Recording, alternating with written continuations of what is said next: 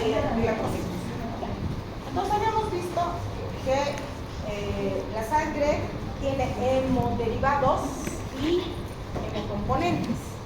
Los hemocomponentes son los que son directamente extraídos de la sangre y los hemoderivados son aquellos procesados en un laboratorio para poder ser purificados y recién administrados.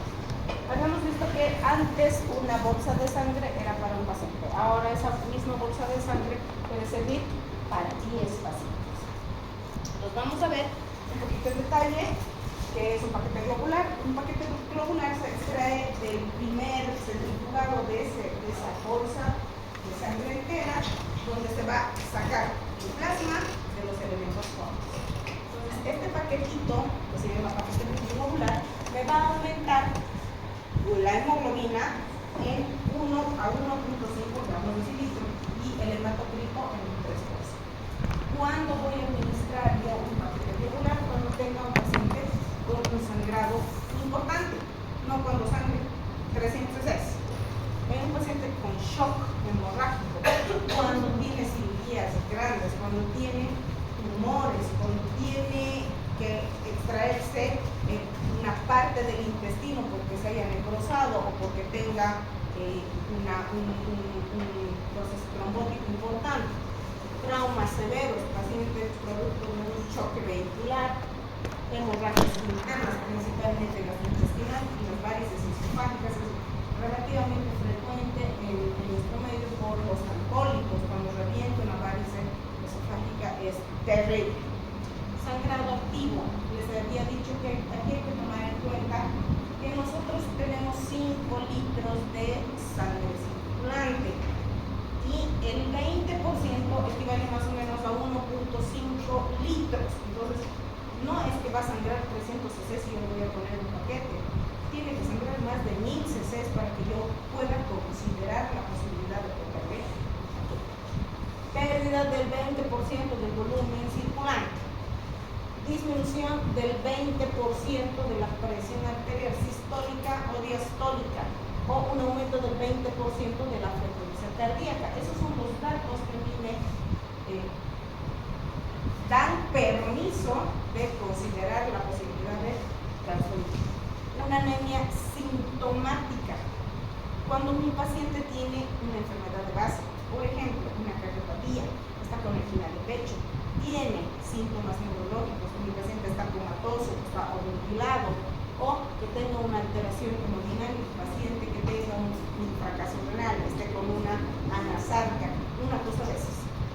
No cuando haya sangrado en quirófano 300 cc. O una anemia asintomática. Aquí les había dicho que la OMS nos pone un límite, que son 7 gramos de cilitro. Y que nosotros tenemos que evaluar si está por debajo de 7 gramos de cilitro, sí podemos considerar la posibilidad de transfundir. Pero si tiene 6 de hemoglobina y está más fresco que una lechuga, no necesito transfundir. Pero si tiene 10 de hemoglobina y está hemodinámicamente comprometido, sí lo puedo transfundir. Entonces aquí yo tengo que jugar mucho con mi clínica. Y obviamente cuando mi paciente tiene que ser sometido a una cirugía importante. No sacarle la vesícula, no sacarle el apéndice. El concentrado de leucocitos, ustedes no van a utilizar mucho el concentrado de leucocitos porque esto es más para la parte oncológica. Manejamos más esto en la oncología, en pacientes que tienen leucopenias severas, producto de su tratamiento oncológico. Entonces, esto se obtiene del plasma que sale en el primer centrifugado del paquete. Se centrifuga una vez y sale plasma y sale glóbulos rojos. Entonces, ambos van a ir a congelación. Si yo necesito leucocitos, este paquete de plasma va a entrar a una nueva centrifugación. Y no se olviden que mi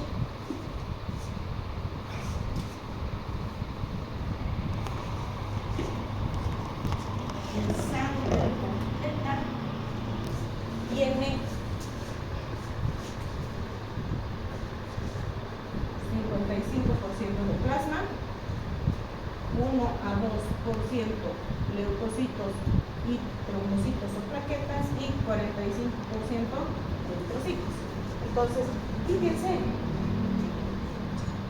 este pequeño porcentaje son leucocitos y plaquetas. Entonces, para sacar mis leucocitos, no puedo sacarlo de un solo paquete. Tengo que sacarlo de 10 donantes para poder obtener una pequeña fracción de leucocitos. Como les decía, esto es principalmente para tratamiento oncológico, pacientes con inmunosuficiencia. No lo van a utilizar mucho ustedes, pero tienen que saber que existe esto y se hace por aféresis. ¿Qué es la aféresis? Se saca de un paciente, la máquina limpia, solamente me extrae leucocitos y eso es lo que nosotros transfundimos. Lo que sí van a utilizar ustedes son las plaquetas. Las plaquetas se obtienen de dos formas. Una es por aféresis, que significa que va a haber un paciente que va a entrar por aquí va a salir la sangre, va a entrar una máquina, solo me van a sacar plaquetas y por el otro lado va a entrar de nuevo su sangre sin plaquetas. Esa es aféresis. Entonces, la otra forma es la que nosotros manejamos, que es la de varios donantes. ¿Por qué? Porque mis plaquetas son una pequeña fracción de esta sangre total. Entonces, son 10 donadores que me van a permitir obtener los paquetitos de plaquetas. El concentrado de plaquetas yo lo voy a transfundir siempre y cuando tenga un paciente con una tendencia a una hemorragia por muchas circunstancias. Por ejemplo, yo sé que lo normal del conteo de plaquetas es de 150 a 450,000. Alguna literatura dice desde 120,000 hasta 500,000, es normal. El punto es que por debajo de 100,000, mi paciente no tiene ninguna repercusión patológica, pero ya está considerada como una trombocitopenia, pero no hay ninguna repercusión patológica. Por debajo de 50,000, eventualmente mi paciente puede presentar petequias o si tiene algún accidente, sangrar bastante, pero no se va a desangrar. Si tiene que ser sometido a un proceso quirúrgico, por ejemplo, tiene que operarle de alguna cosa, sí, eventualmente puede sangrar y a ese paciente sí le voy a poner plaquetas. Cuando mi paciente tiene plaquetas por debajo de 20,000, va a sangrar espontáneamente. Cuando se lave los dientes, cuando se corte su dedito, cuando se caiga y se rastre, va a sangrar. Y ya va a tener los signos típicos de una trombocitopenia: hematomas, púrpura, etc. Y a ese paciente sí lo tengo que transfundir siempre y cuando tenga sangrado espontáneo, hemorragia, una epistaxis, una hematuria, una rectorragia, una cosa de esas. Pero el paciente que tiene por debajo de 10,000 debe recibir plaquetas, tenga o no tenga sangrado espontáneo. Entonces, yo tengo que basarme en eso para transfundir plaquetas. Y el recuento de plaquetas, es decir, la reposición de plaquetas es de por cada 10 kilos del paciente voy a poner una unidad de plaquetas. Por cada 10 kilos va una unidad. No es que yo para mi paciente, porque tiene 100,000 de plaquetas, le voy a poner 3 paquetes de plaquetas. No existe ese razonamiento. Para reponer plaquetas es por cada 10 kilos una unidad. ¿Cuándo voy a transfundir al paciente? Cuando tiene debajo de 50,000 y va a ser sometido a una cirugía. Debajo de 20,000 con clínica, petequias, hematomas, púrpura, etc.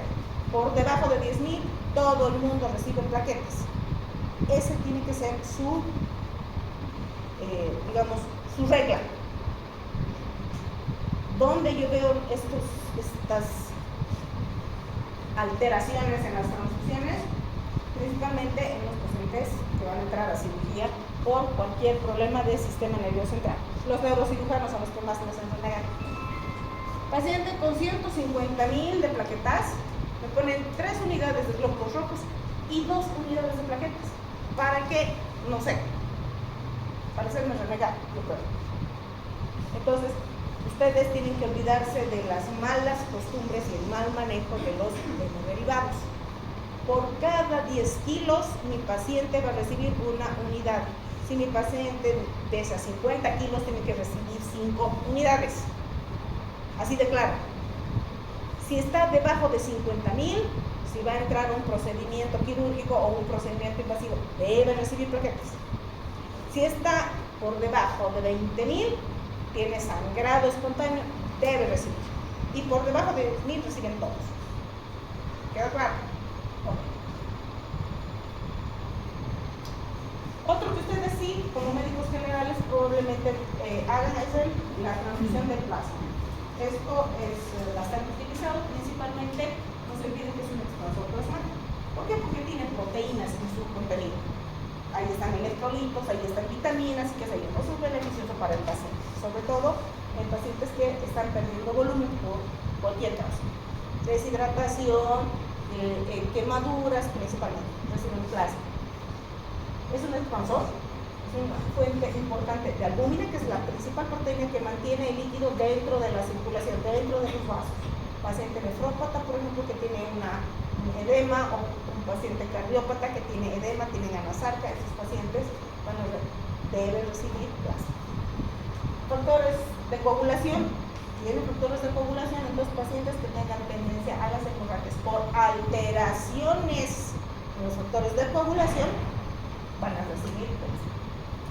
Derivados del plasma, el plasma fresco congelado, que es el que nosotros utilizamos más, la albúmina y el crioprecipitado. El crioprecipitado es más para especialidad, pero ustedes pueden administrar de alguna manera el crioprecipitado, sobre todo cuando están dentro del quirófano.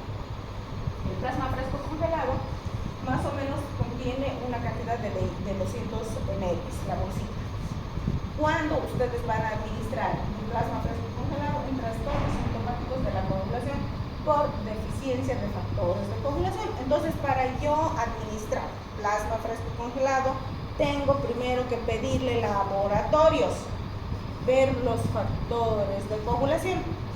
Si mis factores de coagulación están alterados, están deficitarios, recién puedo administrar esto. No para un paciente que tenga trastornos como las hemofilias, por ejemplo. Ay, me he hecho en el hospital. Resulta que un paciente de 18 años ha tenido un accidente, se ha caído, se ha golpeado la cabeza y ha tenido un hematoma subdural.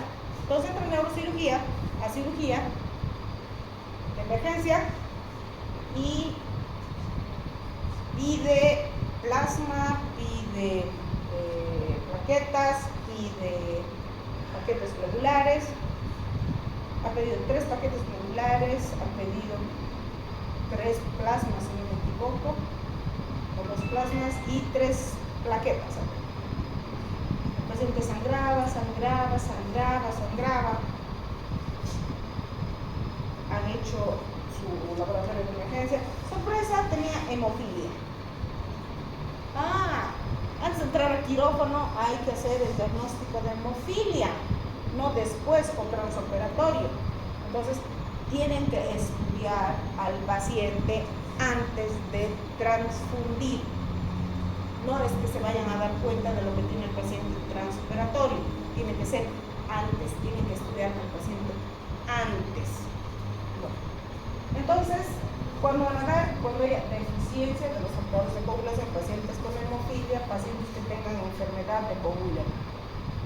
Tratamiento de la coagulación intravascular diseminada. ¿Cuándo van a encontrar coagulación intravascular diseminada? Pacientes sépticos.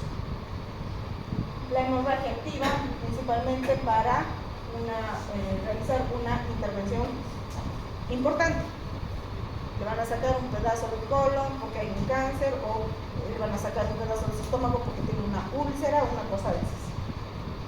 Transfusión masiva cuando no hay disponibilidad de los factores plasmáticos, es decir, un paciente que entra con una quemadura del 90% de su superficie corporal, ahí tiene que entrar por todo lado el plasma. como tratamiento básico de la trombocitopenia trombótica, síndrome hemolítico. Para neutralizar los anticoagulantes, hay pacientes que están anticoagulados, la warfarina, cuando más se utilizan. Entonces, hoy en día están sustituyendo la warfarina por el clorogrel, que tienen esos efectos colaterales. Hay pacientes que tengan un infarto previo, un accidente cerebrovascular, una cosa de esas. Entonces, si esos pacientes necesitan una intervención invasiva, una endoscopía, una colonoscopía, una biopsia, pueden recibir plasma fresco para revertir el efecto de su anticoagulante. Luego, plasmaféresis terapéutica, principalmente en una trombocitopenia trombótica, lo que les decía. El crioprecipitado, esto es más para especialidad, les decía, no lo van a utilizar ustedes. Esto es más para revertir para dar factores de coagulación que no están presentes en los pacientes, principalmente el factor 8, el factor von Willebrand, fibrinógeno y el factor 13. Y hay otro que el Adams 13, que es propio de la coagulación intravascular diseminada, es por una mutación de una proteína que se llama Adams 13. Entonces, este paciente, producto de esta mutación, pues tiene tendencia al sangrado, puede recibir crioprecipitado. Hemofilia, enfermedad de von Willebrand. ¿Por qué? Porque contiene los factores procoagulantes. Se utiliza como una fuente de fibrinógeno en una coagulación intravascular diseminada, lo que les decía, pacientes sépticos principalmente. Tratamiento de la hemorragia urémica o una cirugía cardiotorácica. Complicaciones artríticas con desprendimiento prematuro de placenta y el síndrome de Helen. No se olviden que en un paciente con una, por ejemplo, placenta acreta, cuando empieza el periodo hemorrágico, hay que hacer una histerectomía, porque eso va a ocasionar el síndrome de Helen. Entonces, en ese caso sí se puede dar el crioprecipitado como un coadyuvante. Y obviamente cuando hay deficiencia del factor 3. La albúmina, esto sí se utiliza muy frecuentemente, sobre todo en pacientes nefrópatas, en pacientes hepatópatas, en pacientes cardiópatas. ¿Por qué? Porque cursan con anasarca y la albúmina mantiene el líquido dentro de circulación.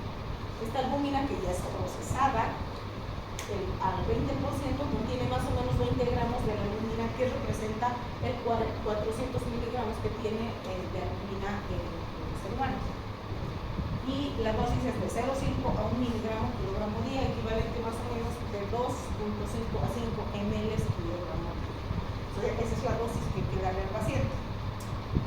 Es un agente oncótico, es decir, mantiene el líquido dentro de circulación. Esto es para mantenimiento de pacientes que tengan una disminución del volumen intravascular, pacientes en situación de edemas grandes, hepatópatas, enfermedad hemolítica del recién nacido, hipoproteinemia, con edemas, síndrome nefrótico, situaciones clínicas con una pérdida abundante, por ejemplo, el tórax, ostomías. Nosotros manejamos mucho paciente con colostomía, con gastrostomía, por ahí pierden bastante proteína. Los pacientes nosotros utilizamos bastante. Síndrome nefrótico, pacientes con quemaduras graves, como les decía.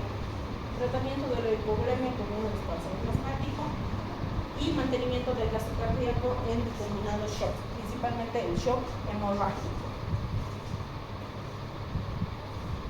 Este es un cuadrito donde ustedes pueden ver más o menos el volumen que contiene cada bolsita, cada paquete, cómo se conserva y la duración que tiene que tener para su distribución.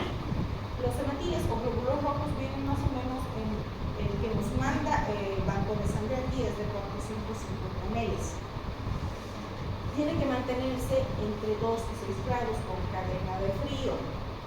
Viene congelado, nosotros tenemos que descongelarlo a temperatura ambiente, no ponerlo en agua caliente ni nada de esas cosas, porque comienzan a molizar los eritrocitos. Entonces tiene que descongelar, para eso ocupa tiempo.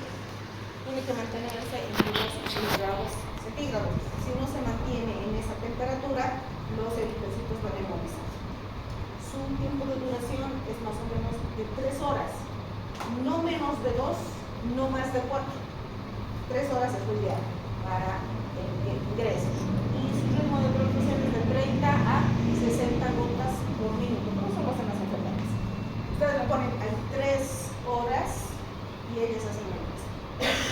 El plasma tiene más o menos 300 ml congelado a menos de 25 grados, que tiene que ser descongelado y mantenerse entre 2 y 6 grados, igual con cadena de frío, que su administración no debe superar los 30 minutos. ¿Por qué? Porque este plasma contiene factores de coagulación, por lo tanto van a comenzar a desencadenarse la coagulación.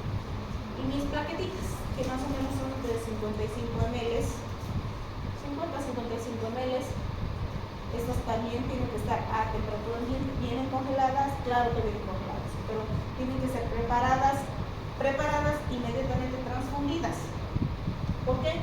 Porque como esto tiene que estar en la agitación, si no se agita, si se mantiene en estado de reposo, mis plaquetas van a comenzar a composarse, es decir, van a generar la agregación plaquetaria. Entonces, y para eso hay una maquinita. Una vez que se preparan las plaquetas, inmediatamente tiene que ser transfundida dentro de las 6 horas de procesado al paciente.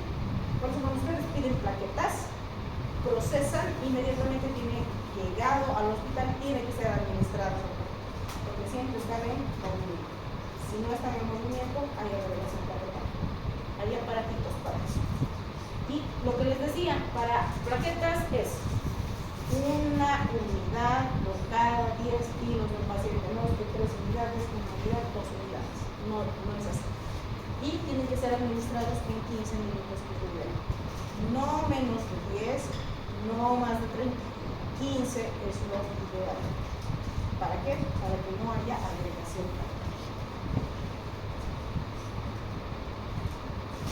Bueno, ahí está un resumen de cosas que contiene cada paquetito y cuándo se lo pueden utilizar.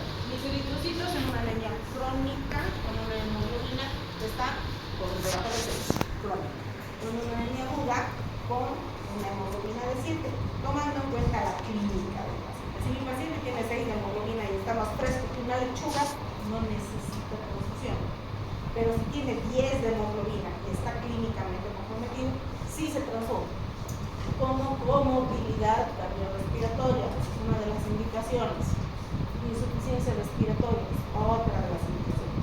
Paciente cardiópata, una. Paciente con EPOC, otro. Paciente nefrópata, otro. Tienen complicaciones clínicas, independientemente de su hemoglobina, deben ser transfundidos. La dosis para una anemia sintomática puede ser 2 unidades. Si ustedes se ponen 1 y el paciente se estabiliza, suficiente, pero muchas veces necesitamos. Pero no se olviden que con cada paquete que ustedes administran, estos eritrocitos tienen proteínas que van a generar reacción en el receptor. Pues mientras menos transfundan, mejor, porque no le van a transfundir del mismo paciente, le van a transfundir, del mismo donador, le van a transfundir de varios donadores. Mis plaquetitas, ahí está lo que les decía. Paciente con debajo de 10, todo el mundo recibe plaquetas. Por debajo de 20, si es que este paciente tuviera alguna patología de base, caso de una sepsis o el paciente tuviera grado espontáneo, epistaxis, hematuria, gingivorragia, una cosa así. Y 50.000 cuando tiene que ser sometido a un procedimiento. ¿Cuánto tiene que dar? Una por cada 10 kilogramos de peso. El plasma fresco congelado, pacientes con hemorragia por anticoagulantes. Está recibiendo muchos anticoagulantes, se cae y sangra. Para revertir el efecto del anticoagulante, se le da el plasma. Déficit de trombina 3, déficit de proteína C, de proteína S. Cuando mi APTT o tiempo parcial de tromboplastina activado supera 1.5 veces lo normal. ¿Cuál es lo normal? 35 segundos. Entonces, tiene que estar por encima de 100 segundos el APTT para que yo pueda transfundir plasma. No, es que mi TP está en 18, el TP no tiene nada que ver. es el APTT, por favor. La dosis es de 10 a 15 cc por cada kilogramo de peso. Y microprecipitado, que es de reemplazo prácticamente, es una unidad por cada kilogramo de peso. Pero eso lo hacen los especialistas, no lo van a manejar ustedes como médicos. Quiero que esto esté bien grabado en su cabeza, por favor. La sangre es un bien preciado, muy escaso y caro. No lo desperdiciemos. Estos neurocirujanos que hacen barbaridades, que me piden 3 paquetes para un sangrado de 300 cc, ponen uno y me botan a la basura 2, me piden 2 paquetes de plaquetas, no sé para qué, y piden plasma como si fuera leche condensada.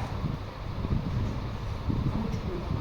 Criterio para transferir sangre. Ya les he dicho, de cada 10 que donan, 5 se utilizan, los otros 5 no sirven para transferir. Entonces no es un tratamiento que yo lo pueda elaborar en un laboratorio.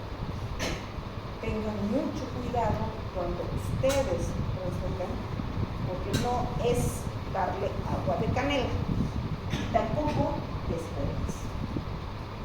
Preguntas.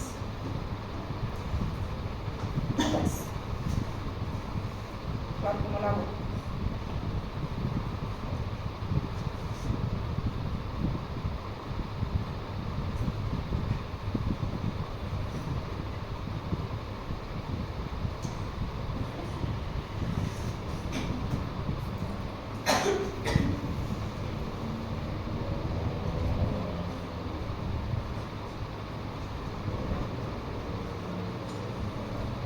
Ahora vamos a ver la parte depositaria, con lo que ustedes ya tienen que comenzar a hacerme diagnósticos. Hemos visto que los leucocitos es la parte defensiva de nuestro organismo, que nos defienden a los leucocitos. Entonces, sabemos o tenemos que saber que existen 2 tipos de leucocitos: los granulocitos y los agranulocitos, los polimorfonucleares y los mononucleares. Todos son leucocitos. Los granulocitos son nuestra primera línea de defensa de nuestro organismo, son nuestros soldaditos. ¿De dónde vienen estos soldaditos? Producto de un proceso de diferenciación y de maduración. ¿Desde qué? De la célula madre mieloblasto.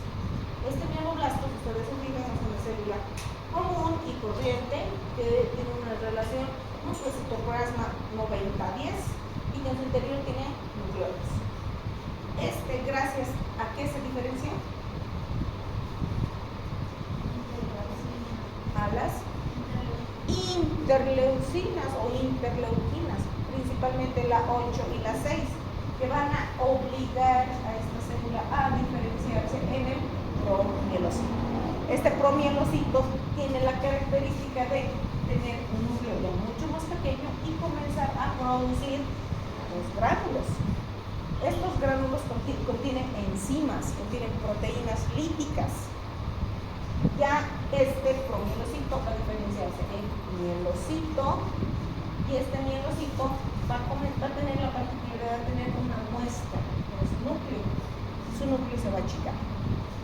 Y estos gránulos van a comenzar a especializarse.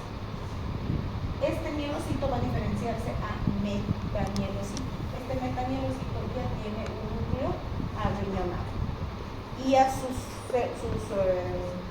gránulos tienen sustancias específicas. Hasta aquí, todo esto es lo mismo, la misma célula para cualquiera de los 3 granulocitos. A partir de aquí, la banda o el callado va a depender del requerimiento periférico. Es decir, si yo estoy frente a un proceso infeccioso bacteriano, mi banda va a ser neutrofílico. Si estoy frente a un proceso de hipersensibilidad, mi banda va a ser de la línea eosinofílica. Entonces, la banda va a depender del requerimiento periférico del paciente. maduración a partir de la banda. La banda es una célula inmadura que no tiene que estar en sangre periférica, porque no es una célula que cumpla con las funciones correspondientes. Si ustedes se fijan, el neutrófilo tiene un núcleo trilobulado, la banda no. Por lo tanto, esta banda no tiene las capacidades que tiene un neutrófilo para defendernos de un antígeno o de una nox. El neutrófilo sí, la banda no. Por eso la banda tiene que estar en médula ósea y pasar a sangre periférica ya maduro. Presencia de bandas significa patología y eso tiene que tenerlo ya en cuenta. Entonces, fíjense, mis granulocitos se llaman así porque tienen gránulos en su citoplasma. Se llaman también polimorfonucleares. ¿Por qué? Porque sus núcleos tienen distintas formas. Por eso se llama polimorfonucleares. Y mis monocitos y mis linfocitos son los agranulocitos.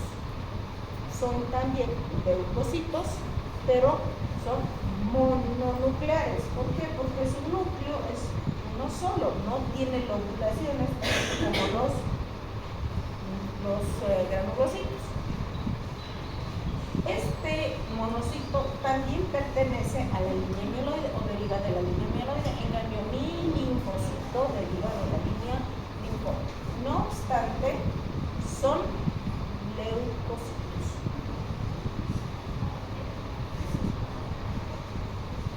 Ahí está, mi mieloblasto, mi promielocito, mi metamielocito, mi neutrófilo, mi basófilo y mi eosinófilo. Fíjense, todos tienen gránulos en sus citoplasmas, polimorfonucleares o granulocitos. Estas son mis bandas de mi neutrófilo. Mi neutrófilo y mi neutrófilo. Esta es una banda. Y tienen gránulos en su citoplasma. ¿Por qué se llama neutrófilo, basófilo o eosinófilo? Por la manera en la que chupan los tintes convencionales. Se llama neutrófilo porque no chupa ningún tinte, ni el básico ni el ácido. Por eso es neutrófilo. Porque es basófilo, porque chupa los colorantes ácidos, básicos. Por eso su coloración es azul o violeta. ¿Por qué? Porque sus proteínas contenidas en los gránulos tienen esa particularidad. ¿Por qué es eosinófilo? Porque absorbe los colorantes ácidos. Porque su citoplasma contiene proteínas o contiene enzimas que me van a permitir absorber los colorantes ácidos. Ahí está. Mi basófilo. Aquí no se nota muy bien, aquí se nota un poquito que su núcleo es almiñonado. Lo más importante es que para diferenciarlo del monocito, el basófilo casi no se nota el núcleo, porque está cubierto enteramente por sus granulaciones, y son granulaciones grandes, granulaciones groseras, por eso casi ni se nota el núcleo. Ahí está, ¿no? Son gránulos grandes, por eso casi ni se nota el núcleo. Porque hay que hacer un diagnóstico diferencial con el monocito. Este monocito, producto de la diferenciación y maduración de la línea mieloide, primero está el mielomonoblasto, el promonocito y el monocito, que es de sangre circulante. Y va a pasar al tejido a especializarse como macrófago, ambos con la misma función. Entonces la diferencia del monocito, ustedes se fijan, es muy parecido al basófilo, solo que aquí no hay gránulos en su citoplasma y es una célula mucho más grande. ¿Cuál es su función? Fagocitosis. Va a fagocitar producto de desecho de los neutrófilos. Los neutrófilos al endocitar una noxa o un antígeno se rompe y libera sus gránulos y forma parte de la pus. Entonces, Esa pues no se puede quedar ahí, pues tiene mi monocito y se lleva esto. Prácticamente el monocito y el macrófago son el basurero de nuestro, es el carro basurero de nuestro organismo. Está mi monoplasto y mi promonocito. Finalmente mi monocito. Y ahí está mi monocito. Fíjense, ahí está su núcleo, es bilobular.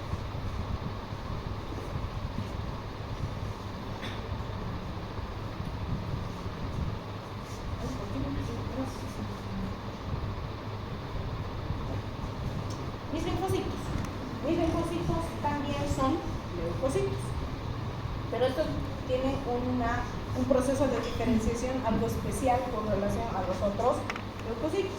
Les había dicho, mi linfocito proviene del producto de maduración, diferenciación y maduración del linfoblasto, que es la primera célula que es más diferenciada, que va a diferenciarse en prolinfocito, prolinfocito B, prolinfocito T.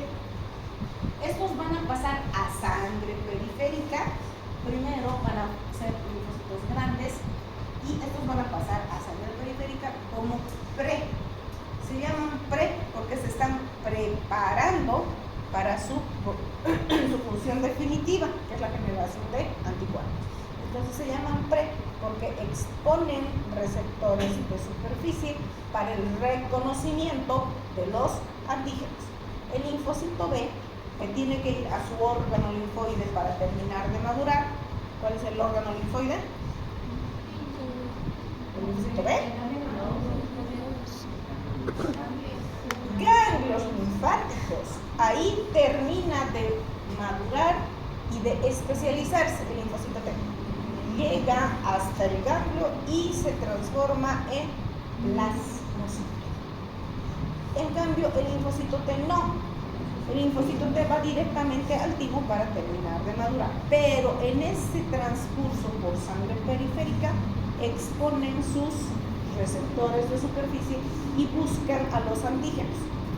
Si el linfocito T encuentra un antígeno, inmediatamente genera un anticuerpo, porque lo va a desconocer como propio.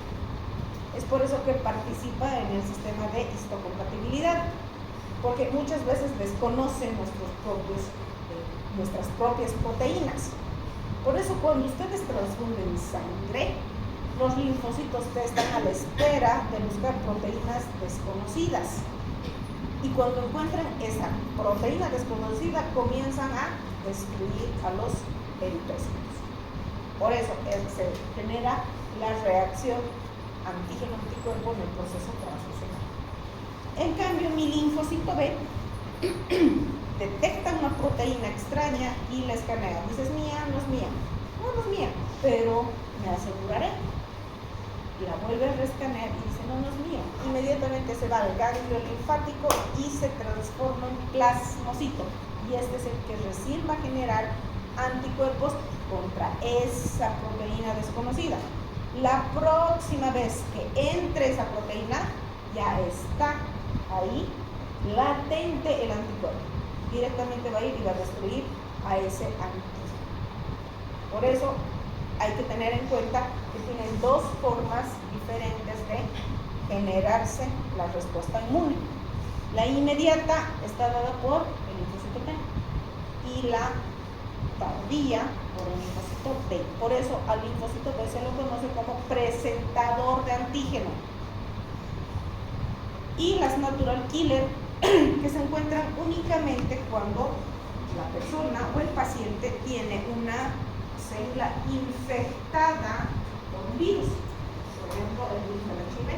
No se olviden que el virus de la HIV le hace fuego a los linfocitos, porque forma parte de la estructura del ADN de una célula, la que no escapa a la natural killer. Y cuando esta célula está transformada en una neoplasia, porque la natural killer la va a detectar y la va a destruir. Por eso, solo en esas dos condiciones hay linfocitos natural killer. Ahora, los linfocitos T se van a especializar en linfocito T1, linfocito T2, que ya sería el helper, el colaborador, el citotóxico, dependiendo del proceso inmunológico del que esté cursando el paciente. Pero no vamos a entrar en inmunología porque no nos compete. Entonces, ahí tenemos a los granulocitos y a los agranulocitos, que son los 5 leucocitos que ustedes van a leerlos en un hemograma. Ahí están sus granulocitos. Y aquí están. Lo que les decía, un basófilo que tiene un núcleo arriñonado más sus granulocitos. A diferencia del monocito, es una célula mucho más grande, sin gránulos y con un núcleo que es bastante legible. Bueno, polimorfonucleares porque sus núcleos tienen varias formas. Mi monocito. Mi basófilo tiene un núcleo bilobular, como una muestra. Mi eosinófilo que tiene un núcleo bilobulado y mi neutrófilo trilobulado. Y mis agranulocitos, mi monocito, que se va a convertir en macrófago, y mis linfocitos. Fíjense, mis linfocitos son células prácticamente puro núcleo. No tienen citoplasma. Entonces, yo tengo que saber que existen leucocitos, un número que tiene un rango para considerarlo normal versus patológico, que va de 5.000 a 11.000, dependiendo del reactivo, dependiendo del laboratorio. Entonces, si mi rango dice 1.100, 11.000, entonces hasta 11.000 es normal. ¿Qué es lo que yo hago? Memorizo números. No puedo memorizar números. Tengo que poner en práctica mi razonamiento para mis diagnósticos. Pero tengo que tener un rango. Mi rango dice 11.000, de 5.000 a 11.000. Perfecto. Yo voy a ver cuánto va a reportar mi paciente para determinar si hay o no hay patología. No es solo el número, es el diferencial. ¿Cuál es el diferencial en secuencia de número? Los más numerosos son mis neutrófilos, que representan el 70%. Les he puesto valores absolutos y valores porcentuales. Ustedes van a manejar porcentuales como médicos generales. Los números absolutos los manejamos nosotros como especialistas, porque nosotros no podemos guiarnos por los porcentajes, porque nosotros le provocamos al paciente una hipoplasia e incluso una aplasia medular. Entonces nosotros nos tenemos que guiar por los números absolutos. Pero este puesto ahí para que conozcan. Les decía, los más numerosos son los neutrófilos, que representan aproximadamente el 70% de todos los leucocitos. Los siguientes en número son los linfocitos, que representan más o menos el 40%. Los siguientes en número son los monocitos, que representan más o menos el 10%. Los siguientes en número son los eosinófilos, que representan el 5%. Y los últimos son los basófilos, que es más o menos el 2%. Algunos dicen hasta 1%. Bueno, es el menos numeroso de los leucocitos, los basófilos. Entonces, para yo poder entender lo que tiene mi paciente, no me tengo que guiar solo por esto que es el número total, sino por el diferencial. Para eso yo tengo que saber cuál es la función de cada una de mis células. Si yo sé que mis neutrófilos son la primera línea de defensa, entonces son los primeros que van a ir a atacar a una noxa o a un antígeno. Los siguientes van a ser los linfocitos, porque ya van a formar parte del sistema inmune, que son la segunda línea de defensa de nuestro organismo. Entonces, para yo poder hacer diagnósticos, me tengo que fijar en esos detalles. No existe un libro, no existe una revista, no existe una publicación que les diga si su paciente tiene esto, esto y esto, tiene tal cosa. Si tiene esto, tiene tal cosa. Ustedes tienen que analizar lo que sale en ese papel. Y para eso tienen que utilizar la lógica. Y tienen que utilizar el razonamiento. porque de eso va a salir su diagnóstico. ¿Cuándo voy a tener yo una leucocitosis no patológica? Primero, en condiciones fisiológicas. El embarazo, por obvias razones. El embarazo es la generación de un nuevo ser que para el organismo representa un ataque de una proteína distinta de la madre. O sea, que digan que el embarazo no es patológico, mentira, es patológico. Pero no se lo toma como patológico, entonces, entre comillas es natural. Pero fisiológicamente hay un aumento de la producción de leucocitos porque no son proteínas propias, son proteínas extrañas. La primera infancia, por obvias razones, proceso de crecimiento.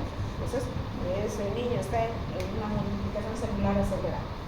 Grandes esfuerzos, subir al Everest, subir una montaña, nadar el lago Titicaca, una cosa de esas. Calor extremo, los golpes de calor. ¿Cuándo va a ser reactivo secundario a una patología de base? Por ejemplo, el dolor intenso. Cuando ustedes ven a un paciente llegar a la emergencia por un abdomen agudo, y lo primero que hacen es tomarle un laboratorio y dicen, tiene abdomen agudo porque tiene leucocitosis. Su leucocitosis muchas veces no es por un abdomen agudo, es secundario al dolor. Entonces, tienen que primero calmar el dolor. Ojo, que no es dar analgésicos para calmar el dolor. Primero tienen que determinar cuál es la causa del dolor. Si su paciente está con un abdomen agudo, no pueden dar analgésicos. Está prohibidísimo. ¿Por qué? Porque si ustedes no hacen diagnóstico y ese paciente tiene un apéndice perforado, le van a ocasionar una sepsis. Entonces no pueden dar analgésico. Primero tienen que hacer el diagnóstico. Pero muchas veces nosotros tenemos que darle un espasmolítico para que deje o que baje un poquito de intensidad del dolor para poder examinar al paciente. No le puedo pedir un laboratorio en pleno pico de dolor porque me va a reportar una leucocitosis. Entonces tengo que bajar un poco la intensidad. Depende del paciente. A ver, el estrés. Si yo les tomo 2 minutos o 5 minutos antes de su examen parcial, toditos van a tener una leucocitosis. El estrés genera leucocitosis. Poshemorragia activa. Después de una hemorragia porque había sufrido un accidente o se haya cortado el paciente, va a tener una leucocitosis. Las quemaduras, por otras razones, son procesos inflamatorios agudos, no infecciosos. Entonces va a tener una leucocitosis. Las necrosis, por ejemplo, por aplastamiento de un miembro. Hay muerte celular activa, leucocitosis. ¿Por qué? Porque esa necrosis genera interleuquinas. Los traumatismos severos, de igual manera, generan interleuquinas. Esa es la causa de la leucocitosis. Las patológicas, ustedes las conocen mejor que yo. Las bacterianas, las virales, las micóticas, las riquetas, los espirales, todos generan leucocitosis. Las neoplásicas, todas. Y tenemos otras que son tóxicas, fármacos, por ejemplo, los antibióticos generan leucocitosis de inicio. Cuando ustedes dan antibióticos, su leucocitosis va a subir y recién va a comenzar a bajar. La gota es un proceso inflamatorio agudo, por lo tanto, grandes cantidades de interleuquina. La cetoacidosis en un paciente diabético que puede estar ocasionando un proceso infeccioso que el paciente ni siente porque hay una desmielinización de los nervios, hay una neuropatía periférica. La uremia, las catecolaminas, la adrenalina principalmente es condicionante una leucocitosis. Las vacunas, todas. Los corticoides, todos. E incluso pacientes con hipoxemia pueden cursar con leucocitosis. Aquí vamos a hacer un punto antes de pasar a un una diferencia para poder diagnosticar. Les he dicho, ustedes tienen que aplicar la lógica leyendo un papel para poder hacer diagnóstico. Porque les he dicho, ningún libro, ninguna publicación les va a decir su paciente tiene esto, por esto, por esto, por esto. Ustedes tienen que deducir de lo que están viendo en ese papel. Entonces, yo tengo que tener en cuenta, obviamente, para poder aplicar la lógica, tengo que tener el conocimiento en mi cabeza. Entonces, tengo que saber que mis leucocitos significan defensa. Que mis primeros leucocitos, en el caso de un ataque, son los neutrófilos. Entonces, si yo tengo una leucocitosis, no me puedo guiar solo en el número, sino en mi diferencial. Neutrofilia, que significa que está por encima del 70% mis neutrófilos. Eso significa un proceso inflamatorio, interleuquinas. Si eso está elevado, tengo que pedir mi reactante en fase aguda. ¿Cuál es? PCR. Si mi PCR es positivo, esto es un proceso infeccioso, bacteriano. Estoy autorizada para dar antibióticos. Eso es un proceso infeccioso. Cuando mis leucocitos están por encima de 11.000, 15.000, 17.000, 20.000. Esto se llama proceso infeccioso. Ahora, si yo tengo, en lugar de tener neutrófilos, tengo linfocitos por encima del 50%, ¿qué tengo?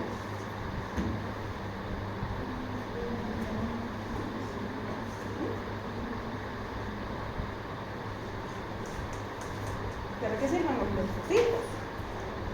Por eso ustedes tienen que saber para qué sirve cada célula, porque su elevación en el hemograma tiene una representación patológica específica. ¿Daño qué? ¿Por qué?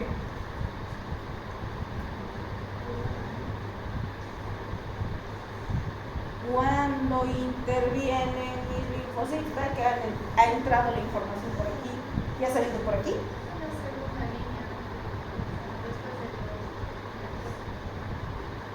Cuando interviene nuestro sistema inmune.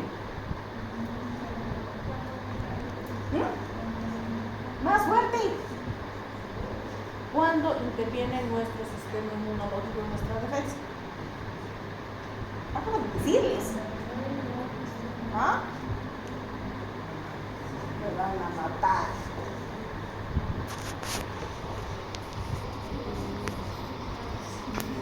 Viral. Los neutrófilos no atacan a los virus, atacan a las bacterias. En cambio, mis linfocitos responden a la proteína viral. ¿Qué es lo que les acabo de decir? ¿Qué hacen mis linfocitos B? ¿Qué hacen mis linfocitos T? ¿Qué hacen mis células natural killer? Responden a los procesos virales. Entonces, cuando yo tengo una leucocitosis a expensas de mis linfocitos, es un proceso viral. ¿Tengo que pedir reactancia en fase aguda? No, porque me van a salir negativos. Entonces, cuando yo estoy frente a una leucocitosis linfocítica, es un proceso viral. Por eso cuando ustedes están con influenza o están con COVID, este es su diagnóstico. Se van a aplazar. Ya.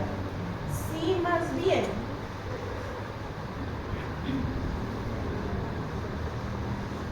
yo?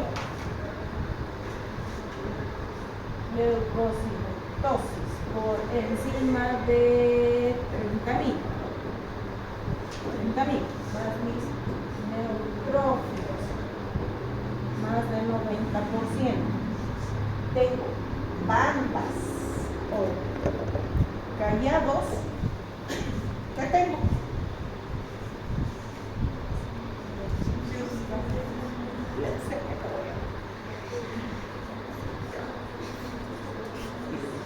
Leucemia. ¿Qué voy a hacer con esto? Porque esto me va a salir en mi laboratorio, en mi hemograma. ¿Qué es eso? Primero tengo que saber qué es eso. Sería que los enfermos están saliendo muy, o sea, sería una sepsis con una... Sepsis. Bandas. No es un proceso infeccioso como el que hemos visto hace rato, donde solo tengo neutrófilos. Tengo ya bandas. ¿Qué quiere decir? Que mis neutrófilos se han muerto en grandes cantidades. Entonces mi médula está botando células inmaduras a sangre periférica. Y tengo una hiperleucocitosis con presencia de bandas. Esto es sepsis. Entonces, cuando yo estoy frente a un proceso séptico, ¿qué es lo que tengo que hacer? Antibióticos. Porque a esto sumado mi PCR positivo, tengo que darle antibióticos. Ya veré de dónde es el foco, si es pulmonar, si es gastrointestinal, si es urinario, o si mi paciente tiene una patología de partes blandas, una osteomielitis o tiene una celulitis. Buscaré cuál es el foco. Voy a iniciar tratamiento. Para esto vamos a ver cuáles son los gérmenes más frecuentes para cada tipo de patología. Por ejemplo, para partes blandas, ¿cuál es el agente más frecuente? Ya me mata. El Streptococcus aureus. Entonces, ¿qué le tengo que dar? Un antiestreptocócico específico. Digo, estafilococo aureus, que es ¿cuál es el antibiótico específico? Penicilina. La dicloxacilina.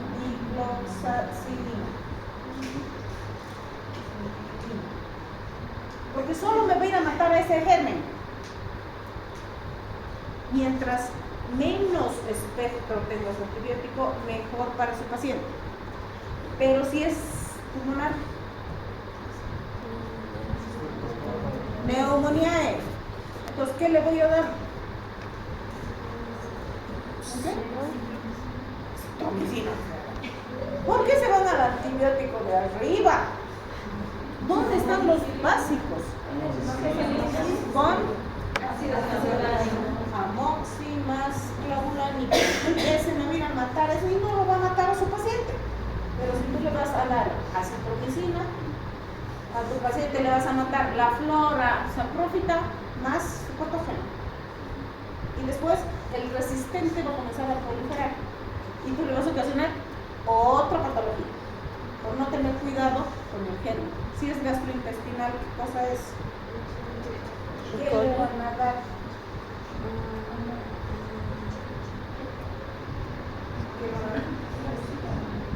Amoxi. Jesús del huerto. Solo si tiene Helicobacter pylori. Si no, no lo van a dar a amoxi, van a hacer cosquillas. ¿Qué le van a dar? ¿Qué? Ciprofloxacina. Eso es lo que le van a dar para tracto gastrointestinal, que también les va a servir para su tracto urinario. Tienen que repasar bacteriología. Entonces, lo que tienen que hacer es ubicar el foco. Cuando ustedes están en una sepsis, ya no es un foco sistémico. En Entonces, no le van a dar un antibiótico chiquito. Tienen que dar una combinación de antibióticos para gram positivos, gram negativos, para aerobios, para anaerobios.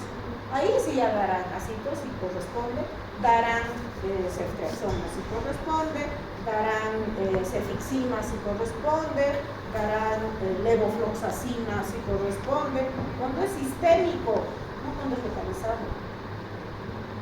Entonces, cuando ustedes tienen una sepsis, no es local, es sistémico.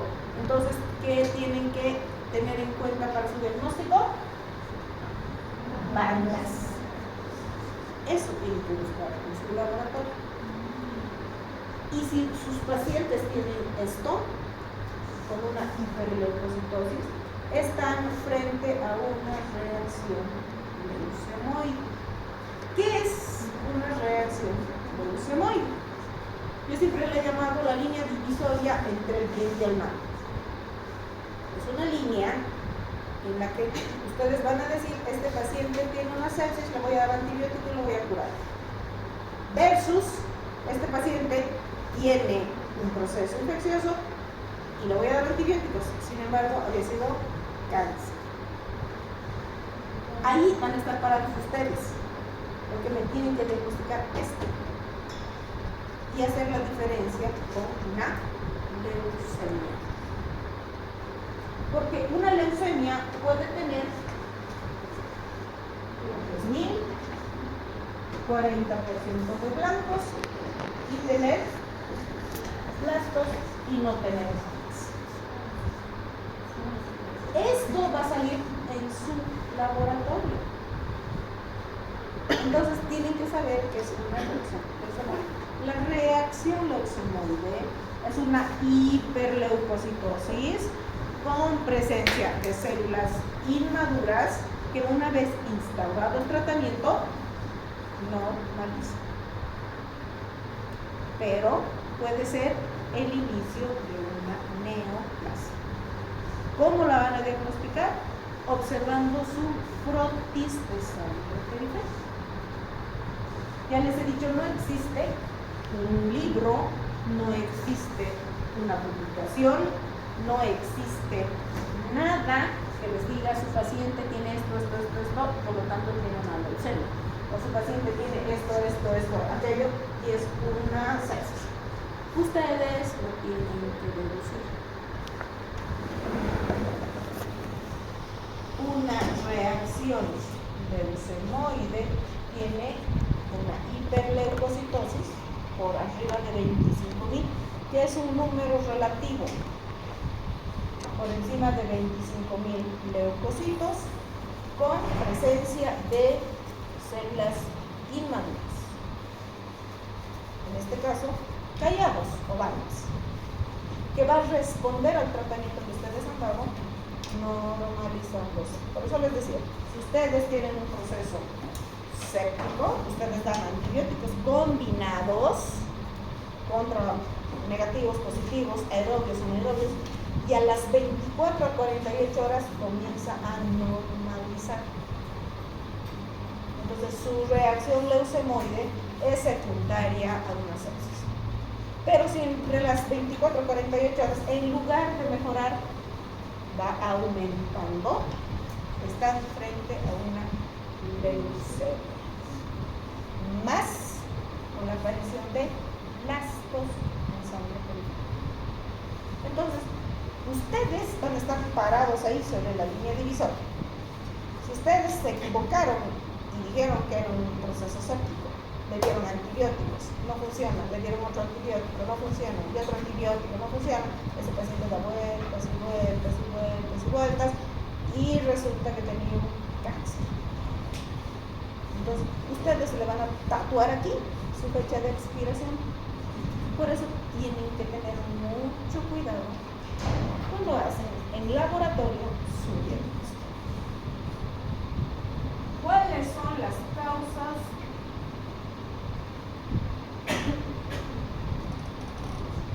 Ahí está, fíjense, aquí tenemos un laboratorio. ¿Qué tiene ese laboratorio?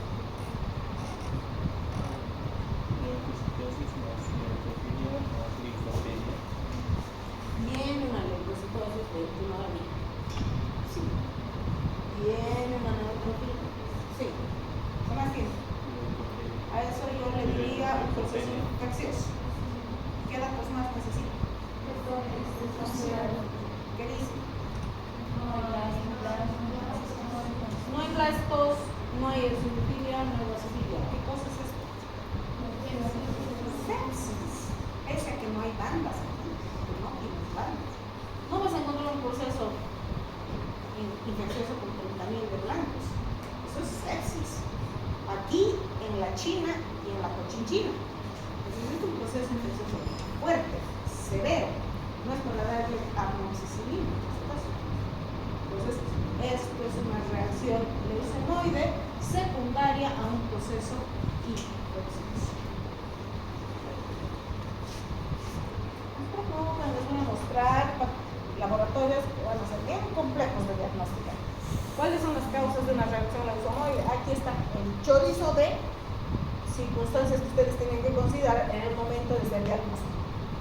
Las infecciones, endocarditis, neumonía, sepsis, leptospirosis, linfocítica, mononucleosis, varicela, tosferina, tuberculosis, todos son todos son virales.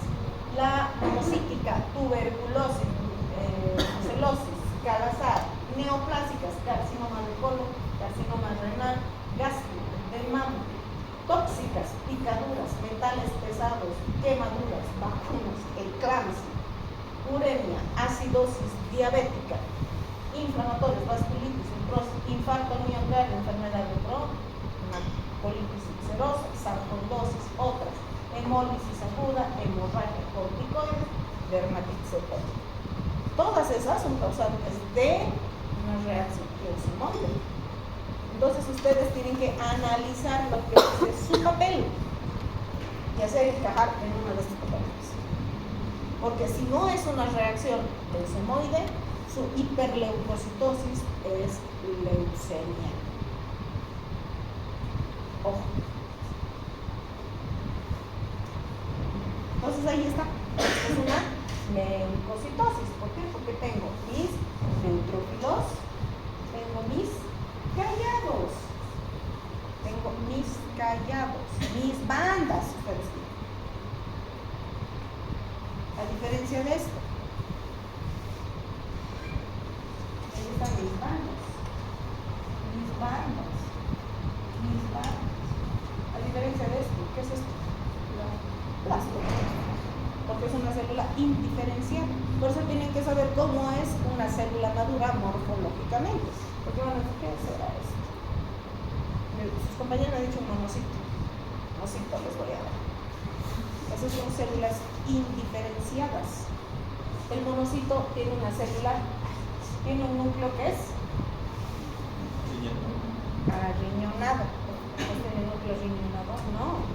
Estos son plasmas. Esta es una reacción leucemioide y esta es una leucemia. Obviamente ustedes no van a verlo en un microscopio, pero va a estar reportado en su hemograma. Ahí está. Esto es un monocito. Esa es la diferencia. Fíjense. Mi núcleo adrenal.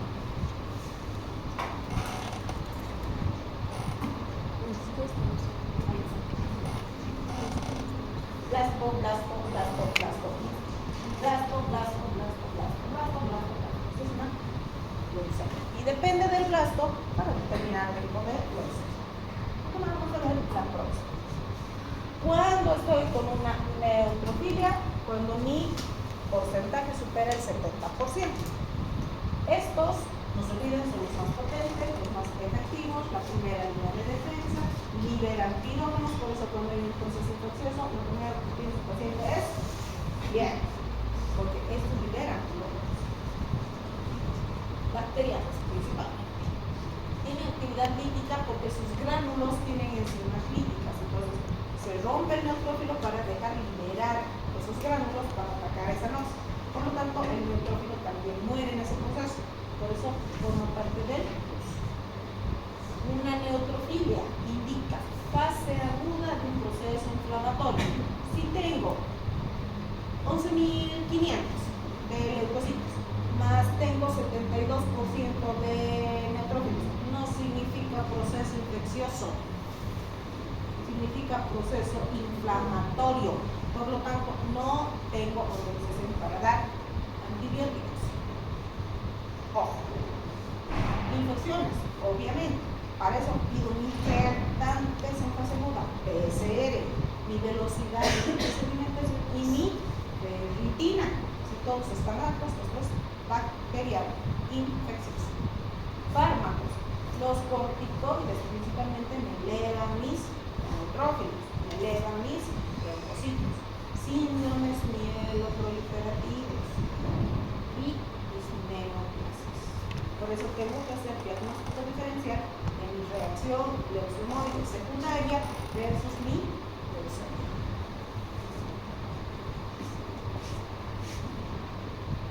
¿Cuándo voy a encontrar una neutropenia? No, ustedes no van a ver mucho esto, salvo en pacientes portadores de HIV.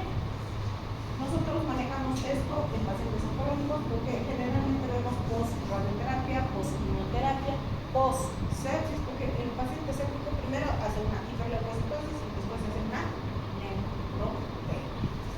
Déficit de folatos en vitamina B12 más vistoso en la anemia meduloblástica. El mi neutrófilo es polisegmentado, no tiene solo 3 lobulaciones, tiene más lobulaciones. ¿Por qué? Porque vive más del tiempo que debe vivir. Relacionado con el riesgo relativo a una infección, para nosotros, los oncólogos, leve entre 1000 y 1500 en número absoluto, no porcentajes. Moderado entre 500 y 1000 y severo por debajo de 500. Ahora, cuando yo tengo un paciente portador de HIV con una neutropenia severa, lo primero que pido es el CD4. Y cuando mi CD4 está por debajo de 400, mi paciente está en fase SIDA. Entonces, eso es lo que a ustedes sí eventualmente les pueda servir.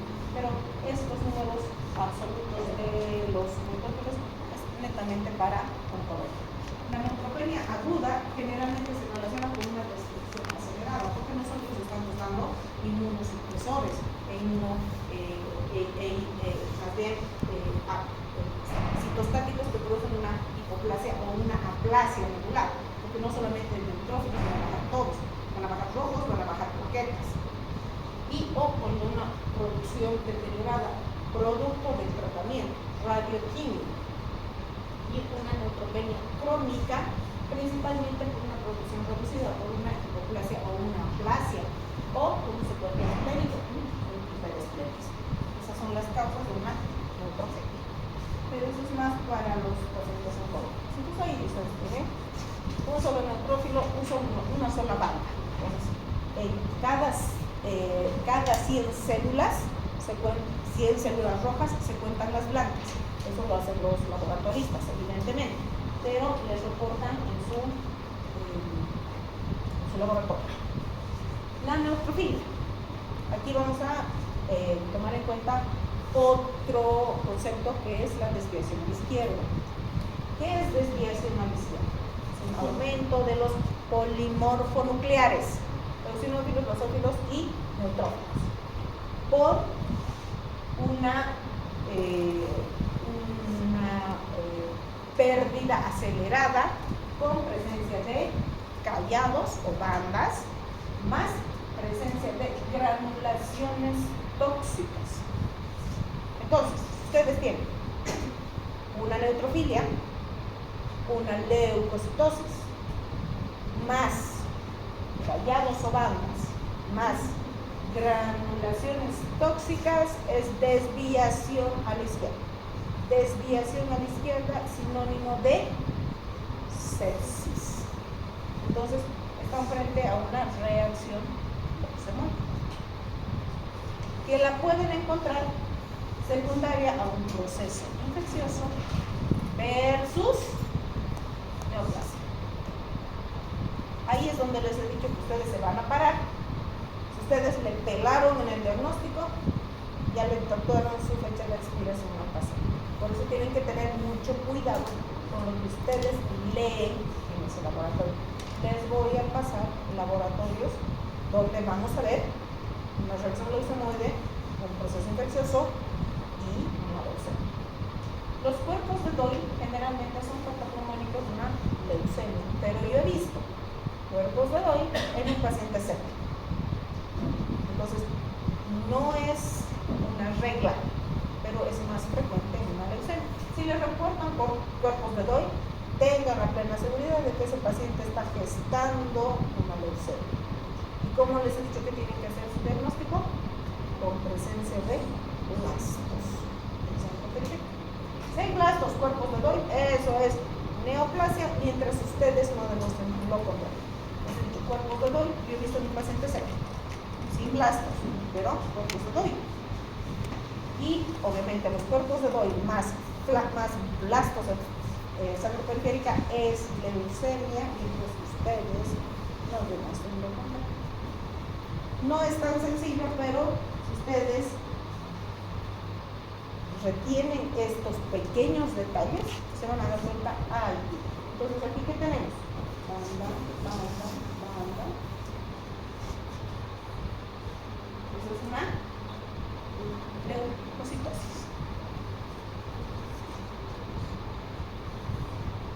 Los eosinófilos.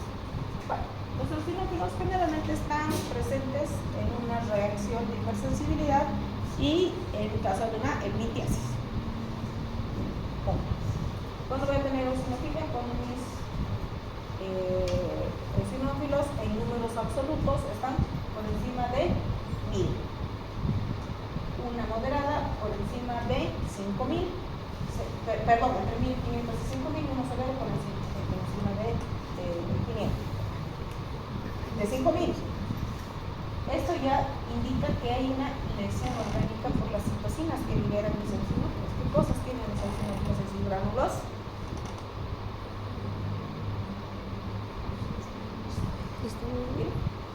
Histamina. Entonces, esta catecolamina, que también es un neurotransmisor, produce lisis celular. Son tóxicos para las células. ¿Dónde voy a encontrar? Leucemias, linfomas y la presencia secundaria a fármacos. Afecta el corazón, afecta pulmones, afecta piel, afecta el sistema nervioso central, porque se encuentra todo el organismo. Los eosinófilos no son propios de la sangre, están en todo, hasta en los tejidos. Entonces, esto me va a generar a mí indicación de una patología específica. Voy a tener, por ejemplo,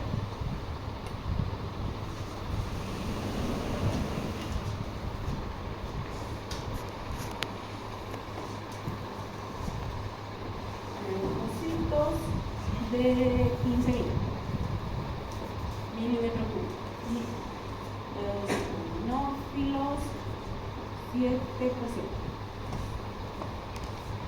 No voy a tener neutrófilos, no voy a tener linfocitos, no voy a tener monocitos, no voy a tener vasocitos. Solo voy a tener eosinófilos. Entonces, yo tengo que ver si mi paciente está con un proceso de hipersensibilidad o una helmintiasis. Para ver el proceso de hipersensibilidad, ¿qué le voy a pedir?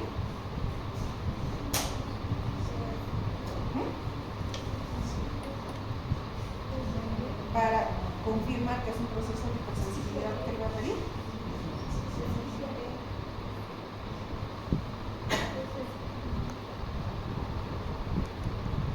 Las inmunoglobulinas G, bueno, eso es el examen. Y si es una helmintiasis, ¿qué le voy a pedir?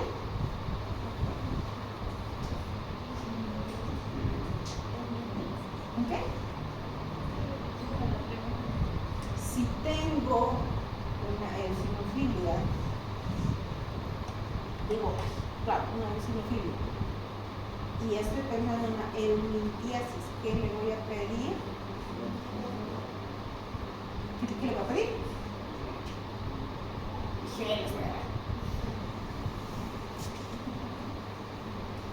¿Para qué pido las inmunoglobulinas IgG o IgM?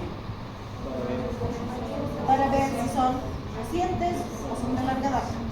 Anticuerpos recientes, anticuerpos de memoria. Esos. Cuando estoy frente a una hipersensibilidad. Y si estoy frente a una helmintiasis, ¿qué le voy a pedir para confirmar? IgG.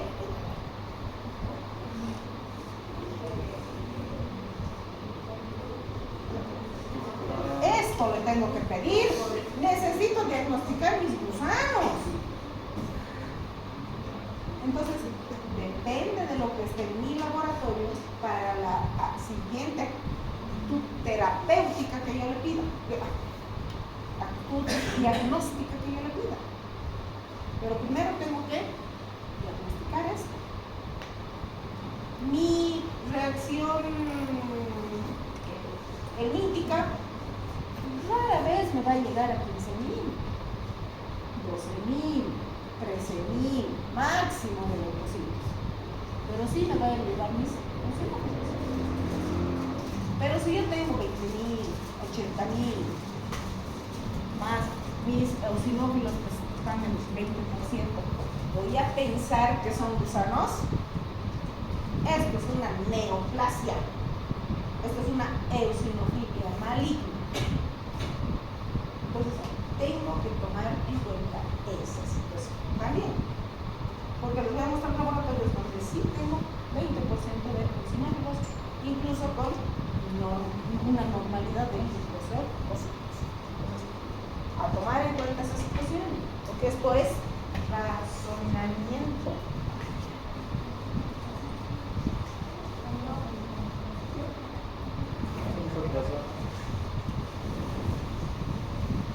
No sé cómo nos irán a pasar. Ok. ¿Dónde está?